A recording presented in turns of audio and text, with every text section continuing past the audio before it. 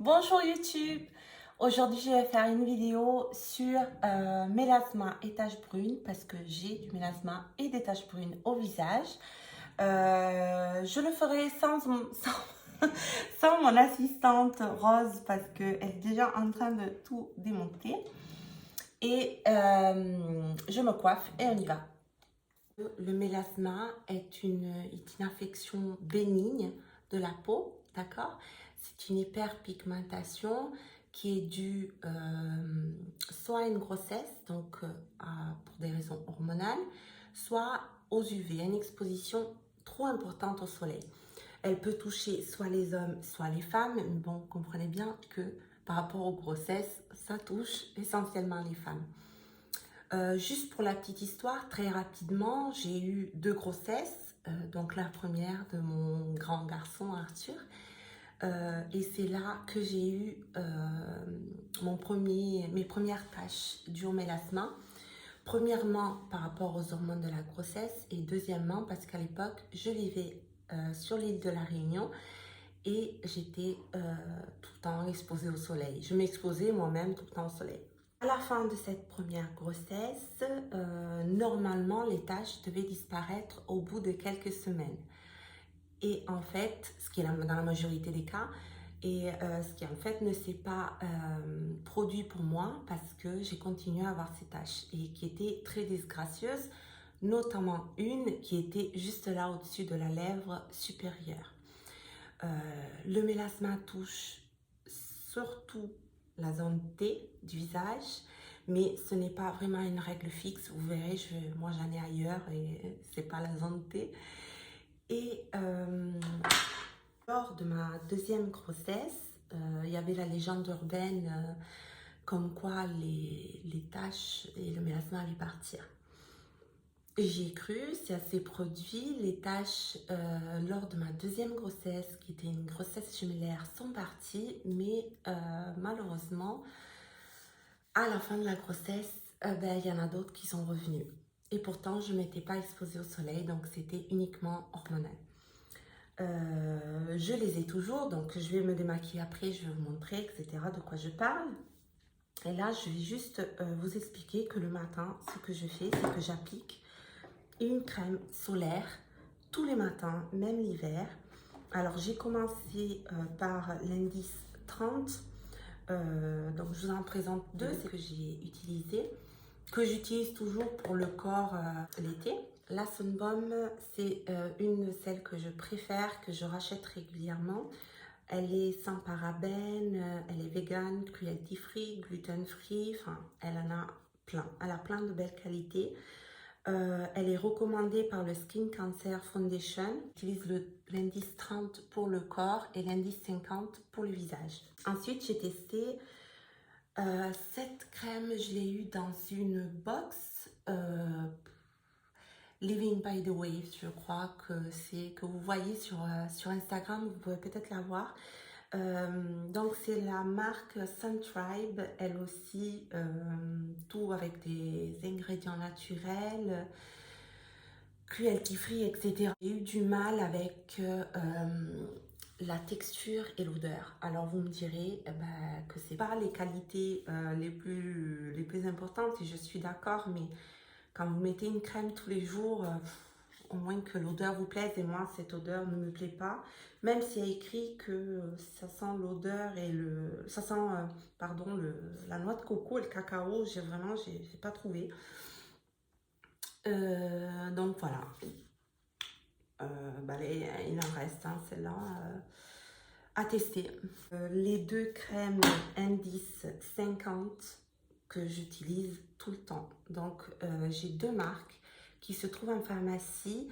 Alors ce n'est pas parce qu'un produit est en pharmacie qu'il est meilleur que les autres, mais ceci je les trouve meilleurs que les autres. Donc le premier, c'est Laboratoire de Biarritz. C'est une crème solaire indice 50. Alors celle-ci, si vous êtes pressé le matin, c'est pas la crème idéale parce que moi je mets une plombe à l'étaler. Elle s'absorbe lentement et si vous êtes pressé le matin, à moins que vous veuillez ressembler à une geisha, je vous la conseille pas. Alors que celle-ci, donc là j'ai le format de poche pour le sac. de La Roche-Posay, toujours indice 50. Celle-ci, elle s'absorbe beaucoup plus vite.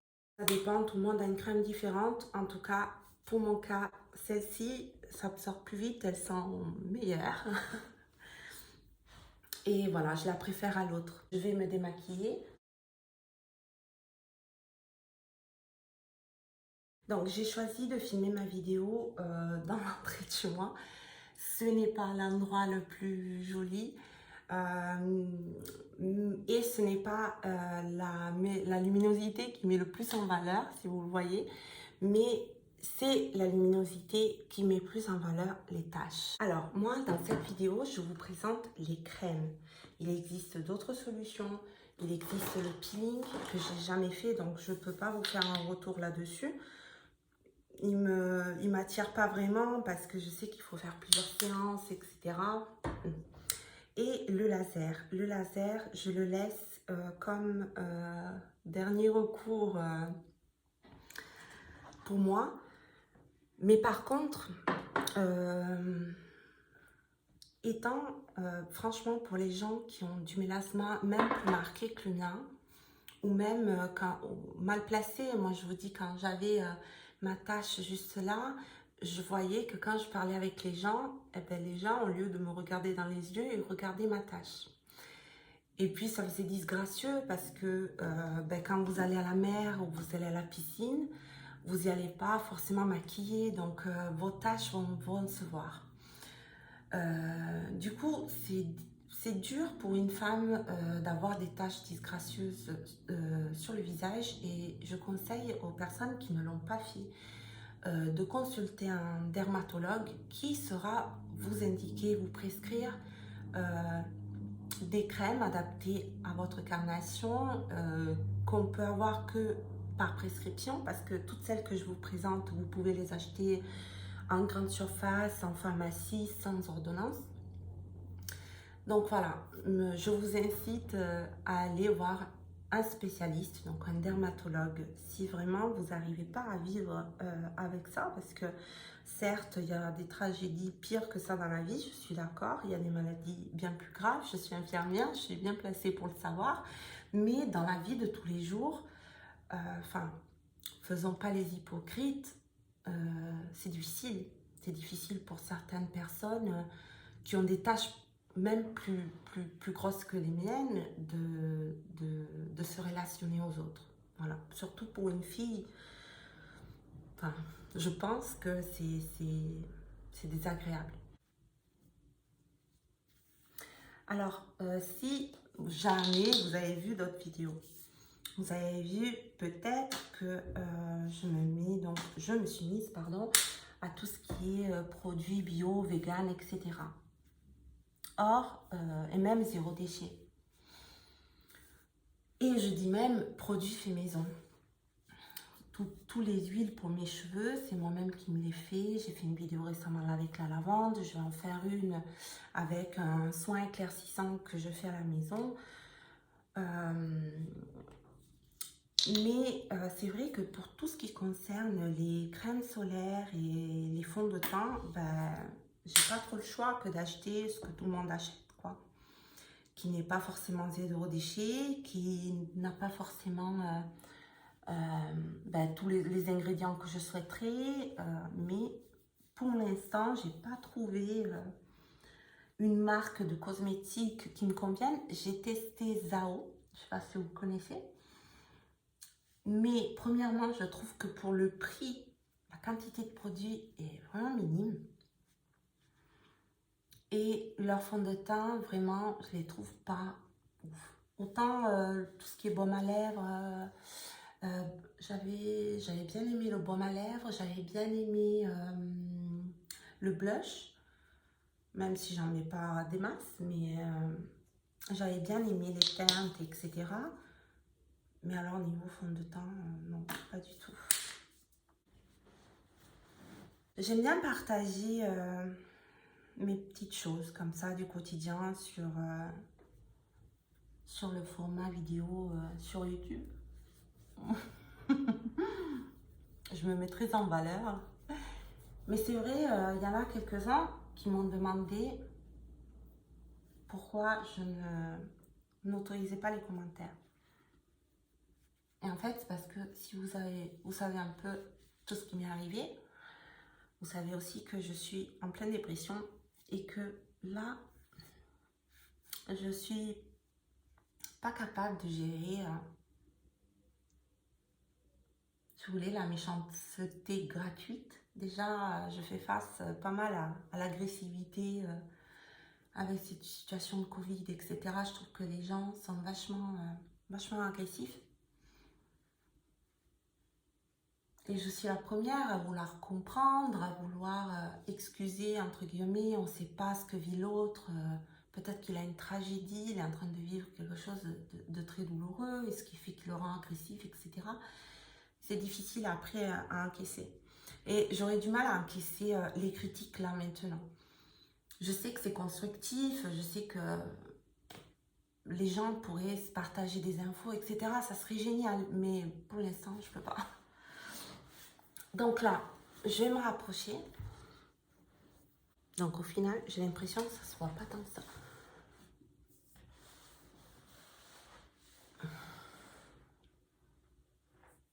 Donc là, j'ai une toute petite tache, mais c'est pas une tache de mélasma, c'est une tache de vieillesse que j'ai quand même 38 ans. Mais autour, j'en ai une autre. Ensuite, ma tache débute là. Elle fait comme ça, elle remonte. Là que je vous la montre, ça va être, vous allez la voir plus. Et jusqu'ici. Je m'en rapproche, vous la voyez mieux. Là, là, là. Moi, en plus, j'ai le reflet de la lumière, donc je vois pas trop en fait ce que je vous filme. J'en ai une là. Là, j'ai des taches de rousseur. Là, j'en avais une. Et en fait, ben, comment dire, elle s'est atténuée. On la voit beaucoup moins, elle est presque rouge. Et j'en avais une au menton et j'en avais une là, qui sont parties avec la deuxième grossesse. Il me reste autour de la lèvre supérieure, si je fais comme ça, vous le voyez, il me reste un trait. C'est comme si c'était un trait de maquillage, mais alors très mal fait, quoi. Donc, les produits de fond de teint que j'utilise, ça m'embête parce que j'aimerais vous la montrer mieux. Ah, voilà, là, vous voyez, je pense qu'en fait, c'est pas la bonne. Là, vous le voyez. Franchement, j'ai l'impression que ça rend pas assez. Mais mon visage, vous voyez, n'est pas homogène au niveau de la couleur. Ce n'est pas du maquillage, c'est le mélasma. Donc, je vais vous montrer ce qui a marché. Je vais commencer par ceux qui sont moins opaques. Celui-ci de La Roche-Posay, vous voyez, je l'ai terminé. Et je compte bien le racheter parce que c'est ça serait comme une bébé crème qui est vachement hydratante et que je trouve, elle fait son job, même si elle n'est pas hyper couvrante, mais elle unifie un peu le teint. Déjà, de base, jamais utiliser un fond de teint foncé si vous avez des taches, parce que c'est pire, en fait, ça va le faire ressortir. On dirait un paradoxe, mais si vous testez, vous verrez. Si vous commencez par mettre une base de fond de teint plus clair, ça sera plus harmonieux. Donc celle-ci. Ensuite, ma préférée, qui est celle-ci. C'est la couvrance de Aven. Donc je vous répète, je ne suis pas sponsorisée, on ne me paye pas, on me les offre pas. J'aimerais bien qu'on me les offre, c'est celle-ci, parce qu'elles ont quand même un coût. Mais non. Et donc là, j'ai la teinte beige 2.5 et j'adore. J'adore. Je vais m'en mettre un petit peu.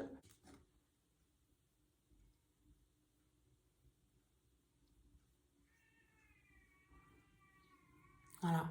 J'en ai mis que sur une partie. Et vous voyez, déjà, ça estompe vachement. Et ça unifie plus au niveau de ma carnation. Ça fait moins puzzle, quoi. Moins dalmatien. J'ai celle-ci que c'est ma maman qui m'a offert et que en fait je peux pas. tout ce qui est crème Nivea. Pourtant, j'aimais bien passer un temps, mais maintenant, tout ce qui est crème hydratante, bébé crème, etc., Nivea, en fait, je brille. Je brille et on dirait que je transpire du matin au soir, donc je les utilise pas. Je l'ai testé, même si celle-ci, c'est médium, mais elle est trop foncée pour moi, même l'été. Et puis là, je vais passer aux trois qui sont un peu plus couvrantes. Alors, la première que j'ai testée, je l'ai finie, mais que je ne rachèterai pas. C'est une crème que j'ai trouvée en grande surface. C'est la Dream Velours.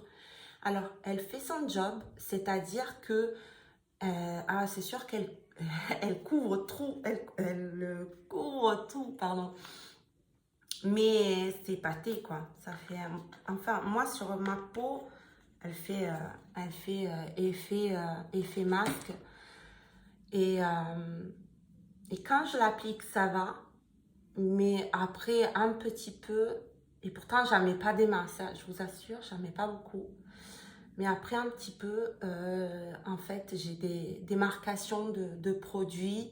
Alors, moi, à 38 ans, j'ai déjà quelques rides, donc vous me direz forcément, mais je la conseille voilà, aux jeunes filles qui ont juste des rides d'expression, mais moi, ça me fait des petits pâtés là, ça me fait des pâtés là, ça me fait des là, là quand je souris, je ne sais pas comment ça s'appelle. Mais voilà, elle ne me convient pas, même si en effet, c'est une des plus couvrantes. Je vous avais dit tout à l'heure que celle-ci, c'était ma préférée, et ça, c'est les deux autres. Donc, celle de La Roche-Posay. Je ne suis pas sponsorisée par la marque, je vous l'assure, mais c'est vrai que j'ai acheté beaucoup de produits. Donc, ces deux